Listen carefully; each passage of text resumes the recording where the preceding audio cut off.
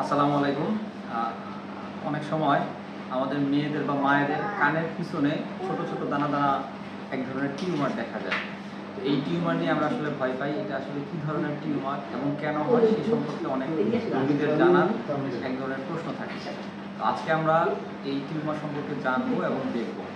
তো এই টিউমারটা কেন হয়, এক নম্বর প্রশ্ন। সেটা হচ্ছে জন্মগতভাবে অথবা জেনেটিক্যালি অনেক কারণে কানের পিছনে এই ধরনের টিউমার হতে পারে। এটাকে মেডিকেলের ভাষায় আমরা কিউআই বলি। এছাড়া যদি কানের মধ্যে হাইজিন মেনটেন না করে কারণ হয়, সেক্ষেত্রেও আপনার এই ধরনের টিউমার হতে পারে। তো আজকে আমরা এই কিউআই বা এই টিউমারটা একটু দেখবো এবং এই যে টিউমারটা এবং এটা ফেলে দিব।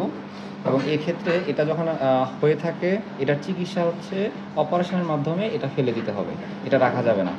এবং পরবর্তীতে যেন না হয় সেক্ষেত্রে আমরা কিছু ইনজেকশন দিয়ে থাকি। তারপরও কিছু কিছু ক্ষেত্রে এটা আবার হতে পারে, এটা নিয়ে ভয়ের কোনো কারণ নাই।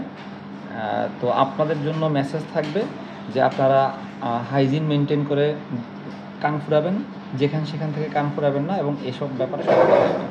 অনেকে হার্বাল চিকিৎসা করে থাকে অথবা হোমিওপ্যাথি চিকিৎসা করে থাকে। অনেকে রিকোয়েস্ট করে থাকে যে ওষুধের মাধ্যমে চিকিৎসাটা করার জন্য। আসলে ওষুধের মাধ্যমে এই টিউমার ফেলে দেওয়া কোনোভাবেই সম্ভব না।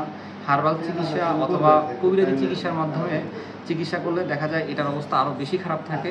তখন দেখা যায় কানের শেপটাই নষ্ট হয়ে যায়, ঠিক করা আমাদের জন্য কঠিন হয়ে যায়। তো ভালো থাকবেন। আসসালামু আলাইকুম।